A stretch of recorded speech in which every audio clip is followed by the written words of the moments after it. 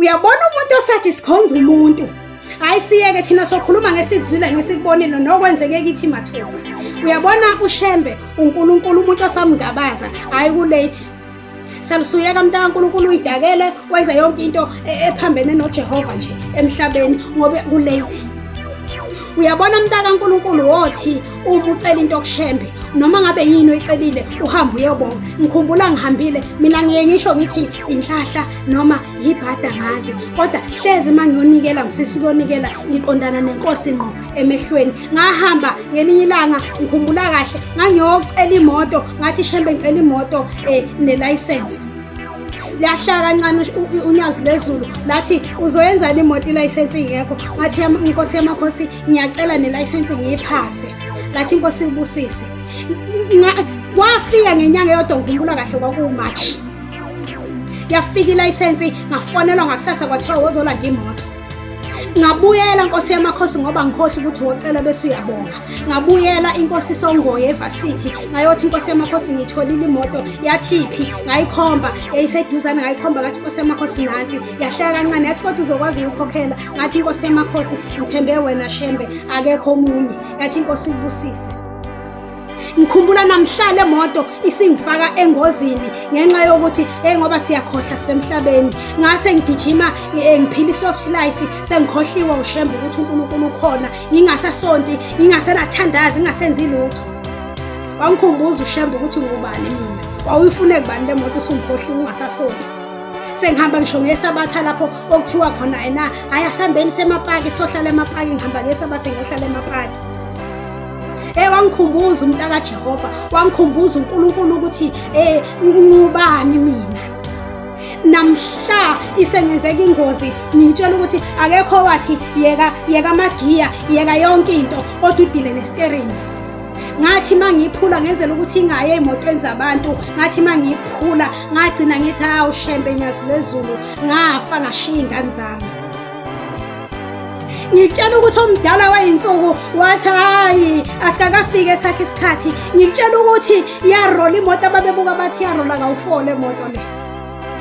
Bathi mabe babaza abanye ngangibazwela kude ukubona into oyenzeka ngathi khona umuntu omeze mosheni ethi omunye hayi ningasondeli izovutha la moto wathi omunye ayijikela ngale esivalweni sakhe uzama ukushaya iwindow ukhipha ukhiya wathi mayilunguza lona ewindini ukhiya usekho.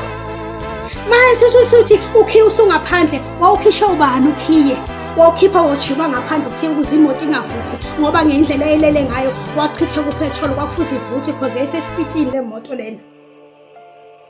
Ngitshela wathi hayi shaya iwindi uvuleke akekho washaya iwindi zavuleka ivalo zo4 zonke zavuleka ivalo wathi lo munye hayi sika ibhandi umkhiphe hayi ushonile lo muntu ngathi hayi angishonile ngikhona kwakuyihlaye engase ngidume ngalo ukuthi hayi ngathi angifile ngikhona ngikhipheni.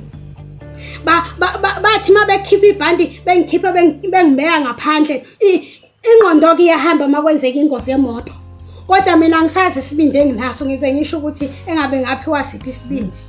Ngaphuma ngathi ngicela amafoni ami nganginamafoni awu3 emotweni. Bangikhiphela amafoni akukho nayodwa yayikayekile noma yayife i-screen sefoni ayikho yayifile. Ngathatha ifoni ngafonela wonke umuntu ekhaba bethi abakhola ngisende nezithombe bathi hayibo unamanga bathi befika wathi omunye hayifonela iambulance lo muntu akekho right. Ngathi ngiright ngihambisene ekhaya ngiright kanti angikho right ngathi ngiqeda ukufona ngangiquleka angazi nokuthi ngafika nini esibhedlela. Ngathi ngiphaphama esibhedlela ababebhizi odokotela bebhala ke mabesho wathi lona wangikhipha ngikhumbula kahle wangikhipha emotweni wathi uzungamnyeki uNkulunkulu omkhonzayo. Asikaze siyibone into esiyibona namhlanje ungamnyeki uNkulunkulu. Ngathi noma ngifika esibhedlela wathi wathi udokotela hayi thandaza kakhulu kunaqala angaze ngiyibone into enjena. Lapho base bengiphuthumisa ukuthi ngiyocheck ukuthi igazi agcwele nomzimba wonke ngoba uNkulunkulu wenza imfihlakalo ukuthi lengozi lena ngingasikwa nayo ibhodlela kodwa igazi ngendlela imoto eyirola ngayo iginqika nami ingopha ngaphakathi umzimba lo wawuhlaza. Base bephuthuma odokotela ukuthi asiyobheka ukuthi igazi aliyini ebuchosheni uma befika wathi kimi udokotela ngoba ngaqondane nodokotela wathi uzungakiyeki ukuthandaza usale kangaka igazi lifike ebuchosheni kuwena.